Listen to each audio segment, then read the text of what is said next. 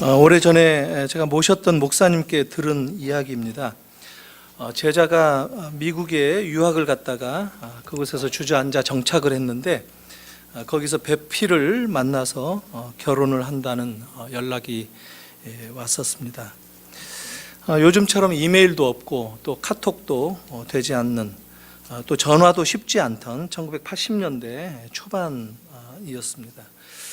그래서 결혼식 날에 맞춰서 이 여자 제자에게 축전을 보냈는데, 그 시절에는 이 글자 수에 따라서 이 전신환, 이 전보 비용이 올라갔기 때문에 축약자로 이게 보내는 게 보통이었습니다.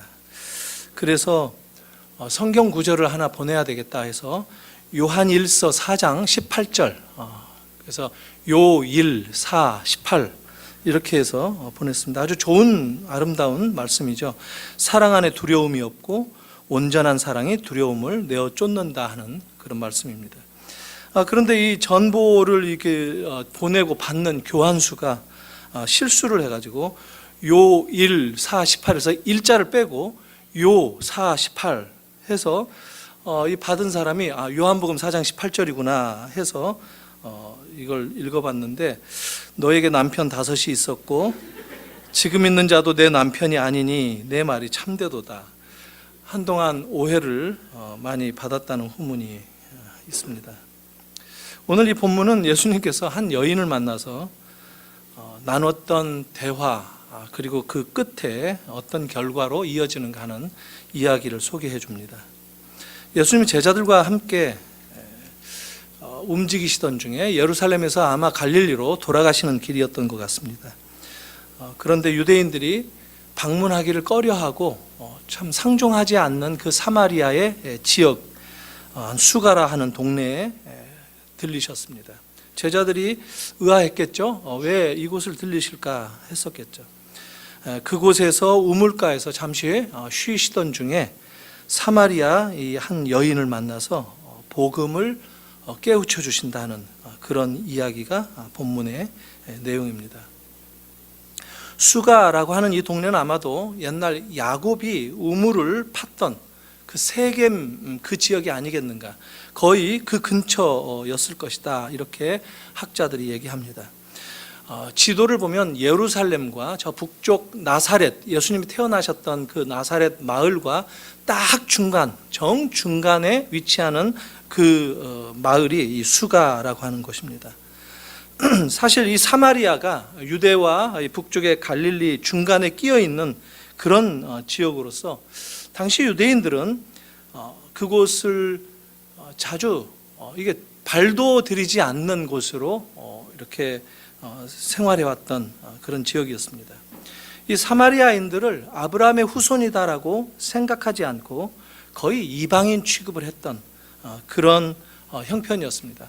또 사마리아인들도 역시 자기네들은 자기들이야말로 진정한 아브라함의 후손이고 모세의 율법을 가장 정확하게 지키며 사는 그런 믿음의 후손들이다, 이렇게 주장하면서 살았던, 아주 팽팽하게 맞섰던 그런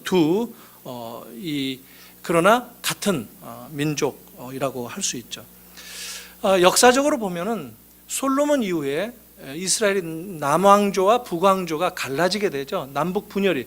그래서 이스라엘이 마치 우리나라 현대의 이 상황과 거의 비슷하다, 남북으로 갈라지고, 이런 얘기들을 많이 하는 것이죠. 북쪽은 이스라엘 10지파, 그리고 남쪽은 유다라고 하는 한 지파가 나누어서 두 왕조를 세웠던 그런 역사가 있습니다. 그런데 그 북쪽의 이스라엘이나 남쪽의 이스라엘은 각각 우상숭배, 그리고 하나님을 배반하고 말씀을 불순종하는 그런 이유로 북쪽은 아수르에 의해서 722년 BC 기원전에 패망하게 되고, 남쪽 유다는 584년에 결국 저 바벨론에 의해서 망하게 됩니다.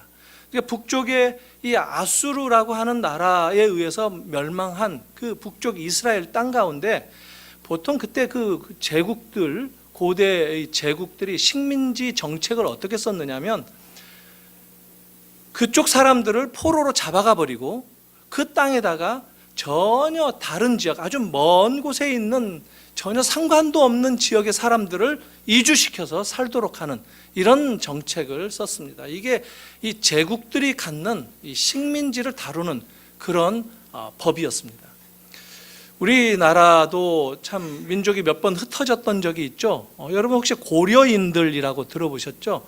사할린 지역에 머무는, 그러니까 구소련, 이 러시아 쪽에 머물러 있는 우리 한민족들을 고려인이라고 그러고, 만주 지역, 중국 지역에 머무르고 있는 우리 한국 사람들이 조선족이다라고 얘기하는데, 이 고려인들 가운데 많은 사람들이 아무 연고도 없는 저 중앙아시아, 오늘날로 말하면 키르기즈스탄이라든가 카자흐스탄이라든가 우즈베키스탄이라든가 이런 곳으로 이주시켜서 그곳에서 농사지면서 살라고 하는, 그래서 고려인들이 중앙아시아에서 발견되는 이런 형편이 바로 고대 이 제국의 정책에서부터 오늘날까지도 이어지고 있는 그런 아주 나쁜 관례라고 할 수 있죠. 그렇기 때문에 이 아수르에 의해서 망했던 북쪽 이스라엘 지역은 사마리아 지역에 특별히 외지인들이 많이 이주해서 살았고, 그들의 후손이 서로 섞이면서 살았기 때문에 남쪽 이스라엘, 이 유다가 바라보기에는 혼혈족들이다, 더 이상 정체성을 인종적으로 우리 유대인이다라고 할 수 없는 그런 생각을 가지고 있었기 때문에 상종하기를 꺼려했던 것입니다. 이런 상황에서 예수님은 사마리아에 들리셨고 우물가에서 한 여인을 만나서 물 좀 마시자 하면서 말을 건네신다 하는 것이 오늘 이야기입니다. 근데 예수님은 유대인이면서 남자죠. 이런 점에 있어서 이 상황이 아주 예외적인, 정말 이해하기가 애매한 그런 상황이 되었다 하는 것이죠. 여인은 예수님을 이렇게 대하면서 이 양반이 뭔가 좀 잘 모르는 사람인가, 뭔가 좀 정신적으로 문제가 있는 사람인가, 이러면서 오히려 예수님을 가르치려고 들었습니다. 마치 어떤 영화인지 좀 모르겠는데 김하늘이가 권상우한테 너는 학생이고 나는 선생이야 이러면서 뭐 가르치는 것처럼 이 사마리아 여인이 비슷하게 당신과 나는 서로 완전히 다른 사람이다 하는 것을 얘기를 합니다. 뭐냐면 인종적으로 봤을 때 당신은 유대인이고 나는 사마리아인인데 왜 나에게 물을 달라고 하느냐. 또 사회적으로 봤을 때 당신은 남자이고 나는 여자인데 어떻게 나한테 물을 달라고 하느냐. 이 차이를 지적하면서 너와 나는 다르다 이런 얘기를 하는 겁니다. 특별히 이 율법을 지키는 유대인들에게 있어서 이 정결법에 관심을 가진 유대 남자들은 모르는 여자들에게 가까이 접촉하지 않죠. 그게 그때 당시에 사회적인 이 관습이었습니다. 소위 이 부정한 기간이라고 얘기하는 그 기간이 있을지도 모르는 이 여자의 이 옷을 터치한다든가, 여자가 앉았던 곳을 앉는 경우, 이런 경우에는 성전을 다시 방문하기 위해서는 정결의식을 새롭게 해야만 바로 성전에 갈 수가 있었습니다. 그래서 아예 사회적으로 모르는 여자들은 피하는 것이 그때 당시에 이 사회적인 관습이었다 하는 것입니다. 그러니까 여인이 물을 주기는커녕 은근히 피하려고 하자 예수님은 네가 만약에 나를 알아봤더라면 오히려 나한테 물을 구하였을 텐데 그러면 내가 생수를 너에게 주었을 것이다 이런 얘기를 하십니다. 좀 알쏭달쏭한 얘기인데 여기서 이 생수라는 말을 오늘 우리들이 여전히 사용하고 있죠. 야, 생수 사러 가자, 생수 떨어졌다 이런 얘기들 많이 하지 않습니까? 이 생수는 말 그대로 하면 살아있는 물, living water라는 말입니다. 근데 이 맥락에서 생수라는 말은 running water입니다. 흐르는 물, 움직이는 물이다라는 것이죠. 생수는 그렇다는 거예요. 그러니까 연못이라든가 우물에 담겨져 있는 이 멈춰 있는 스틸 워터가 아니라 흐르는 물, 이것을 생수로 얘기했다라는 것이죠. 그래서 예수님이 생수를 말씀하셨을 때 11절에 여자가 얘기를 합니다. 여기는 바로 이 야곱의 우물인데 어디에서 흐르는 생수를 얻을 수 있겠느냐라고 말을 합니다. 우물물은 구할 수 있는데 당신은 어디서 생수를 주겠는가 얘기를 합니다. 그러니까 같은 생수를 얘기하고 물을 얘기하는데 동문서답하는 것이죠. 서로 다르게 이해했기 때문에 그렇습니다. 예수님이 좀 약간 답답하시다는 듯이 13절에 설명을 해주십니다. 내가 말하는 물, 내가 주는 물은 다른 물이다. 이것은 영생하도록 솟아나는 샘물이다라고 말씀을 하십니다. 이쯤에서 여인은 예수님이 말씀하시는 그 물이 마시는 물이 아니구나, 이거 알아차렸어야 하는데 이 여인은 여전히 못 알아듣습니다.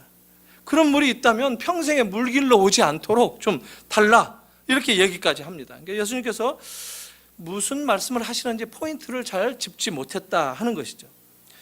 이렇게 못 알아듣자 예수님께서 화제를 바꾸십니다. 가서 남편을 데려와라. 남편, 이 아네르라고 하는 말은 그냥 남자입니다. 남자, 성인 남자. 그러니까 여자는 남편이 없다라고 얘기합니다. 그러니까 남편이 없다라고 말을 하면 그냥 자연스럽게 미망인인가, 과부인가, 이렇게 생각할 줄로 알았을 터인데 예수님은 사실 몰라서 물으신 게 아니죠. 다 알고 오히려 예수님은 그 여자에게 생수를 알아듣지 못하는 영생하는 샘물, 이 샘물의 원천이 예수 그리스도이시다라는 것을 못 알아먹는 이 여자에게 인생의 문제를 지금 한번 짚어보기 위해서 얘기를 하십니다.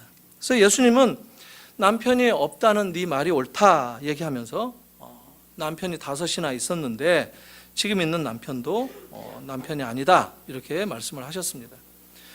이 말을 듣고 여인이 어떤 느낌을 받았는지 한번 생각해 보십시오.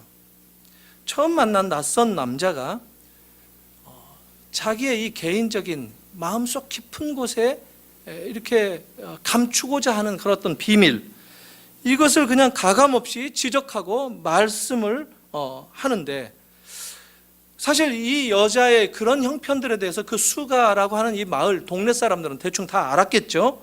작은 마을이니까 다 소문이 퍼졌겠죠. 그래서 이 여자는 낮에 지금 물을 기르러 오는 겁니다. 팔레스틴 지역이 떼약볕이 내려쬐는 곳이기 때문에 낮에 물동이를 지고 또 들고 물을 기르러 오지 않는 것이거든요. 뭐 이른 아침이라든가 뭐 해질 무렵이라든가 이럴 때인데, 지금 여기 정오 가까운 시간에 물을 길러 왔다는 것은 사람들의 눈을 피하기 위해서 우물을 그 시간에 찾았다라는 것입니다. 여기서 이제 우리들이 사실 오해하는 수가 있어요. 저쪽 강남의 이 서초동에 있었던 있는 어떤 교회 안에서 그쪽 지역이 유흥가가 많고 또 유흥가에서 일하는 여성들이 참 많아서 그런 어떤 특별 여자들을 대상으로 이 전도를 해야 되겠다 해서 선교회를 만들었는데 우물가 선교회였습니다. 우물가 선교회. 근데 사실 이 사마리아 여인은 그렇게 돈을 받고 몸을 파는 그런 창녀라든가 그런 여자가 아니었어요. 오히려 남자들에게 버림받고 참 기구한 인생을 살아가는 그런 참 연약한 그런 여자였어요. 그때 당시에 그냥 이혼 증서만 써주면 이혼할 수 있는 남성 중심 사회, 거기에서 희생당하고 일이 참 무시당하고 이렇게 쫓겨다니는 그런 여자. 사실 남자 없이 살아가는 것은 고대 사회에서는 굉장히 위험한, 안전을 보장받지 못하는 그런 사회였습니다.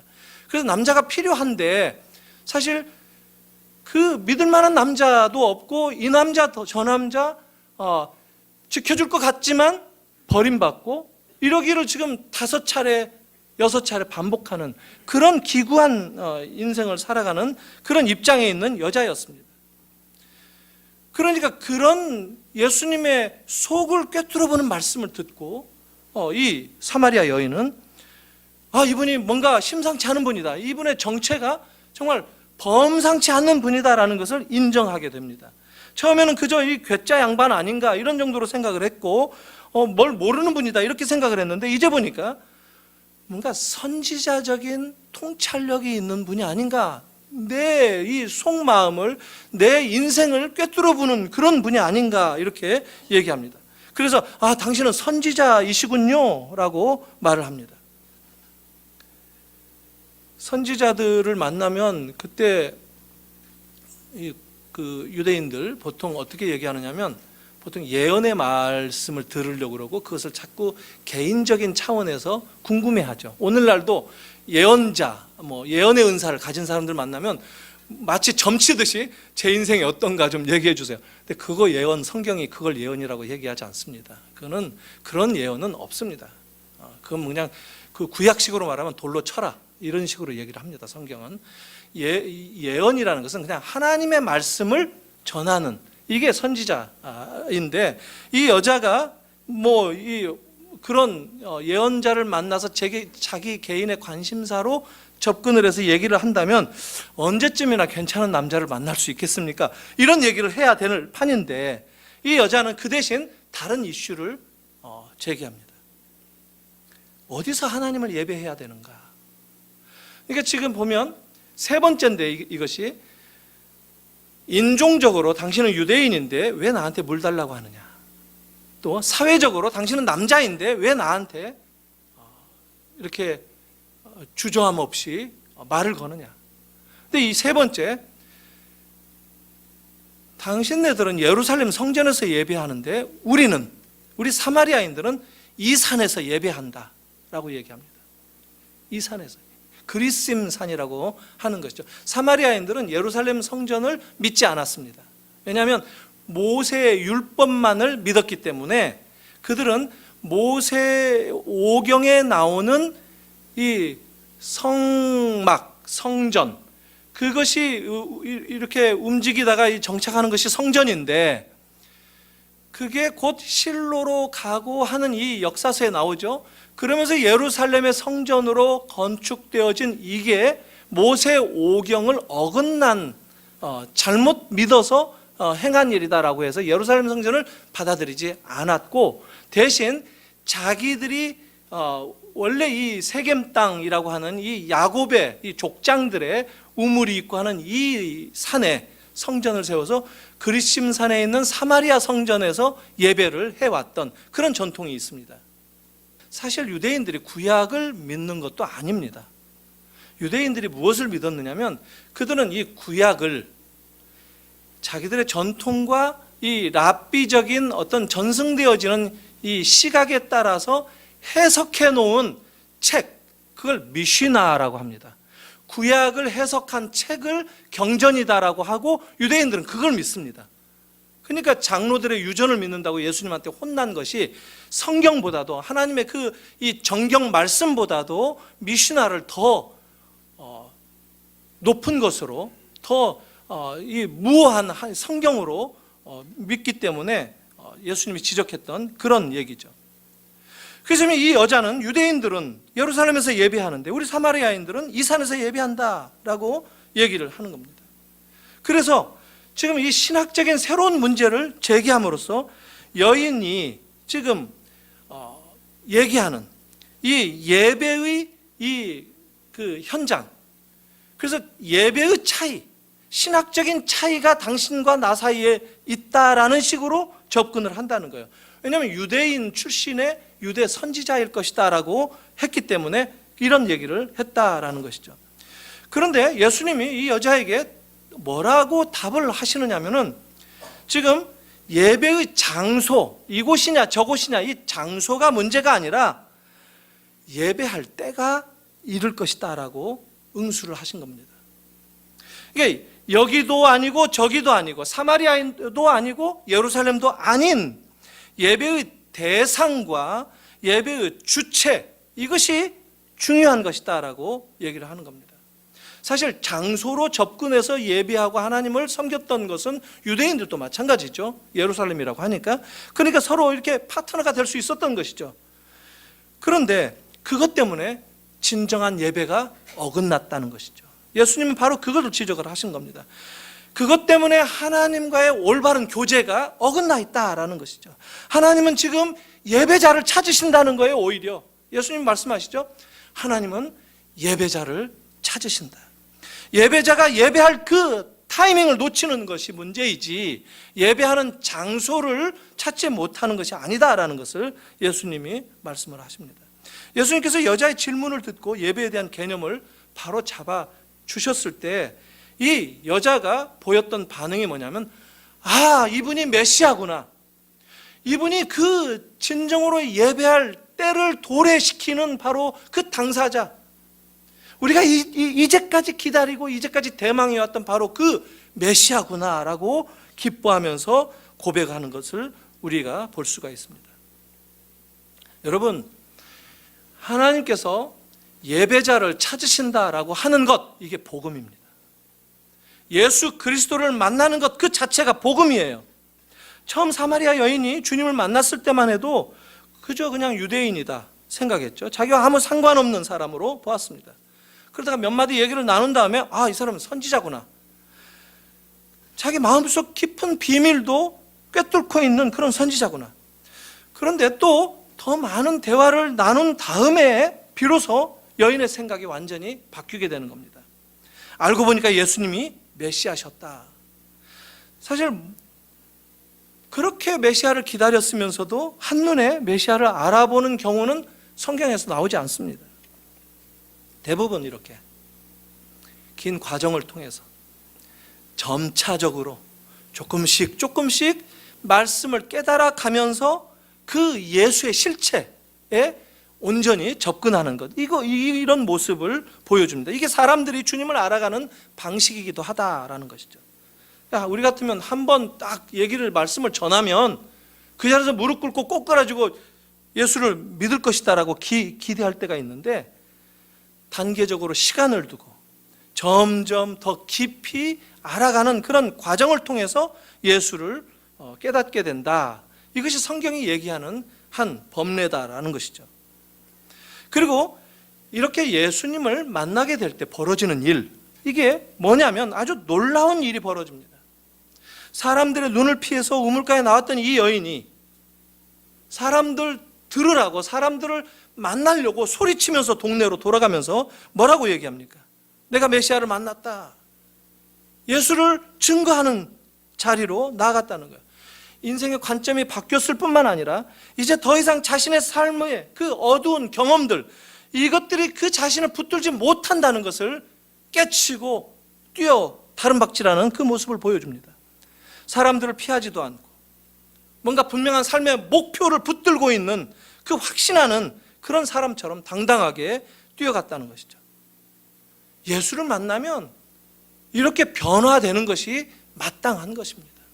사실 오늘 우리들의 삶의 모습을 보면 우리가 예수를 믿어요. 예수를 믿고 내 삶에, 내 인생 가운데 찾아와 주신 그 예수님을 만나고 내가 이제 하나님의 자녀가 되는 확신도 가졌고 그랬어요. 근데 내 삶이 변화되지 않는다라고 한다면 정말 예수를 만났는지 한번 돌아볼 필요가 있습니다. 우리의 삶의 목표가 바뀌어야 된다는 거예요. 39절에 나오는 것처럼 그 여인이 증거한 결과가 어떻습니까? 많은 사마리아인들이 예수를 믿게 되었다라고 합니다. 또 40절, 41절 계속 반복되는데 그곳 사람들이 이제 예수님을 청하여 말씀을 더 듣기까지 했고 예수의 말씀으로 인해서 더 많은 사람들이 믿게 되었다라고 얘기합니다. 처음 예수를 만나게 되면 자기 자신뿐만 아니라 세상을 보는 관점이 변하게 되는 거다라는 것이죠. 그런데 우리는 예수를 만나고 예수를 믿으면서 이것도 굉장히 아주 두드러진 그 사연인데 사실 이 여자에게도 그런 모습이 있었고 제자들의 반응도 그런 모습이 있었는데 개인적인 차원에 머물고 만다는 것이죠. 예수 만난 것은 좋고 그분은 믿을만하고 그분과 같이 지내기는 하는데 그분이 하시는 말씀에 대해서 생각하지 않는다는 거예요. 생수를 말할 때 그냥 물로 듣는다든가. 이제 제자들이 지금 어디 갔다 오죠? 제자들은 먹을 거 구하러 갔다 와요. 와서 드십시오 하는데 뭐라고 얘기합니까? 예수님은 나는 너희가 모르는 양식이 있다. 내 양식은 하나님의 뜻을 행하는 것과 온전하게 하는 바로 이것이니라. 이렇게 얘기합니다. 예수님의 양식은 복음 증거하는 이 사역이다라고 얘기했는데 제자들은 양식 얘기하니까 먹는 거 얘기합니다. 예수님을 믿고 따르고 제자가 되어서 함께 생활하는데도 불구하고 먹는 거 얘기할 때 진짜 이 세상에 먹는 양식만 얘기한다는 것이죠. 생명의 양식을 예수님이 의미하는 것을 놓치고 있는 이런 경우들이 있는 것처럼, 어떤 면에서 오늘날 우리가 예수를 믿고 살아갈 때도 우리들도 그냥 내 개인적인 레벨에서만 예수를 받아들이고 생각하는 경향이 의외로 많다 하는 겁니다. 성경은 근데 그걸 얘기하지 않습니다. 개인적인 차원에 머물지 않는다는 것, 이것이 주님의 역사하심이다라고 성경은 얘기합니다. 이게 복음의 역사라는 것이에요. 이게 교회의 역사였다라는 것을 성경이 말하는 거예요. 남성 중심적이고 남성 의존적인 이 고대 이스라엘 사회에서 남자에게 보호받기는커녕 남자라면 이제 지긋지긋할 만큼 한이 맺힌 이 한 여인이 예수를 만나서 변화를 받는 이 이야기를 통해서 우리가 뭘 배우느냐 하면은, 복음이 역사하는 그 범위, 복음이 우리 사람들에게 사람의 인격을 바꿔놓고 삶의 목적을 새롭게 만들어주는 그 영향력을 끼치는 것이다라는 것을 우리가 배워야 된다라는 겁니다. 사람의 눈을 피하고 살았던 사람이 이제 사람들에게 떳떳하게 기다렸던 메시아를 만났다고 자랑하는 사람으로 변했습니다. 그리고 그 변화는 그 여인에게서 그치지 않습니다. 온 동네 사람들도 이 여인이 다 누군지 알죠. 근데 그 여인이 말하는 것을 뭐 쉽게 듣겠습니까? 그 여인의 그 평판이 뭐 좋지도 않을 텐데, 그러나 그 여인의 모습이 진정성 있는 모습으로 온 동네 사람들을 바꿔줄 수 있을 만큼 충분한 모습이었다라는 거예요. 성경은 그걸 얘기하고 있어요.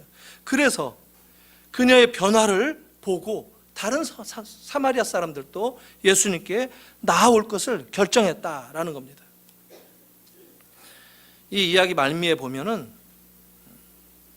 4장 후반부에 예수님께서 사마리아 지역 아무도 유대인들은 방문하지 않는데 굳이 그 사마리아 지역을 방문하셨던 어떤 이유, 그 목적이 무엇이었는가 하는 것이 나옵니다.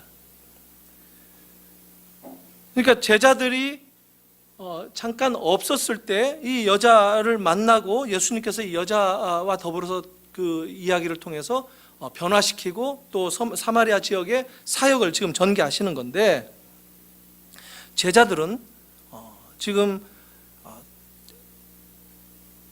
왜 이분이 여자하고 이런 얘기를 나눌까? 그리고 속으로만 이상하게 생각하고 말도 꺼내지 않고 물어도 안 받다고 얘기해요. 긁어부스럼 만들지 않기 위해서. 이게 제자들의 반응이었습니다. 사실 이 복음서의 공생의 기간 동안 그 예수님의 제자들이 보여주는 모습은 참 아주 세상적이고 자기중심적이고 여전히 비겁한 그런 모습들이 계속 나옵니다. 이들이 어떤 차이 때문에 세상을 변화시키는 제자가 되느냐, 아니면 그냥 자기 관심사, 오늘 저녁 뭐 먹을까? 이 땅에서 우리가 뭘 어떻게 살아야지? 이 문제를 어떻게 해결해야 되지? 이 세상에서 벌어지는 삶의 여기에 우리들의 모든 한눈을 판다는 거예요. 그게 중요치 않다는 게 아니에요. 그 문제를 해결하기 위해서는 주님을 봐야 된다는 거예요. 내 인생의 문제를 해결받기 위해서는 주님을 찾아야 된다는 거예요. 주님을 의지해야 된다는 거예요. 주님만이 내 인생의 문제를 해결해 주실 수 있는 바로 그분이라는 것을 내가 깨달아야 된다는 거예요. 근데 먹을 것에 눈이 어두워지고 있으면 그 주님이 안 보인다는 거예요. 그래서 지금 제자들이 그렇게 하고 있는데, 제자들에게 주님이 뭘 얘기하시죠? 눈을 들어 휘어진 밭을 보라. 추수하게 되었도다. 휘어져서 추수하게 되었도다. 이게 주님이 이 사마리아 지역을 찾았던 목적이었습니다. 추수할 일꾼을 찾는 거예요.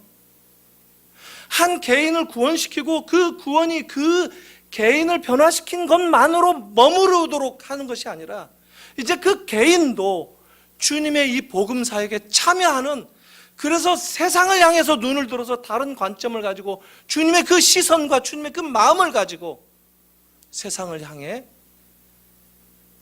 다른 박질하는, 그게 구원의 방향이고 구원의 올바른 결과다 하는 것을 성경이 보여준다는 것이죠. 눈을 들어서 밭을 보라, 희어져 추수하게 되었다. 이것이 사마리아 지역, 이곳에도 추수할 것이 있다. 지금 희어져 있어서 지금 곧 추수 때가 된 그 시기를 놓치지 말자 하는 것이 주님이 사마리아를 방문한 이유였고 목적이었다는 것이죠. 추수를 위해서. 우리 교회가 주님의 이런 관심을 따라서 2017년도 계획을 세우고 올 한 해 움직이는, 우리를 이끌어가는 그 힘으로 생각하기를 바랍니다. 우리 교회가 추수해야 될 곳은 어디인가? 우리가 방문해야 할 우리의 사마리아 지역은 어디인가? 주님이 만난 그 사마리아 여인은 나에게는 오늘 누구인가? 이런 주님의 그 말씀의 시선을 쫓아서 움직이는 그 삶을 살아갈 때 이게 성도들이고 이게 교회의 바른 모습이다라는 것을 오늘 말씀이 보여준다는 것이죠. 살면서 사실 이 사마리아 여인처럼 소망을 잃은 사람들이 얼마나 많이 있습니까? 결혼 문제도 그런 것 가운데 하나죠. 결혼에 실패하고 무너져 내려 있고, 자녀들 기대 걸고 소망 가운데 있었던 그 자녀들이 이 모양 저 모양으로 문제 가운데 있을 때 낙심하게 됩니다. 사실 멀쩡히 사시던 분도, 그리고 뭐 참 잘 사실 수 있는 분이고 그 여유도 있어요. 근데 자녀가 뭔가 잘못됐다 그러면 살 소망 자체를 다 잃어버리는 것이 우리 어머니들의 특징 아닙니까? 그런 분들이 실제로 있어요. 건강으로 소망을 빼앗긴 사람들도 있습니다. 돈이 없어서, 재정적으로, 또 직장을 잃어서 이런 살 소망이 어두워지고 정말 낙심 가운데 있는 그런 사람들, 문제 가운데 살아가는 그런 사람들이 의외로 많이 있을 것입니다. 아마 자기가 잘못 실수하고 자기가 잘못 선택해서 생긴 문제일 수도 있어요. 그리고 여러 번 실수를 반복할 수도 있어요. 그래서 실망이 더 커질 수도 있어요. 자기가 생각해도 자기를 이해할 수 없는 그런 상황 가운데 있을 수 있어요. 아마 이 사마리아 여인은 이제 더 이상 이 결혼도 포기하고 그저 이 남자 저 남자, 남자와 그냥 사는 그런 상황 가운데 있었을지도 모르겠습니다.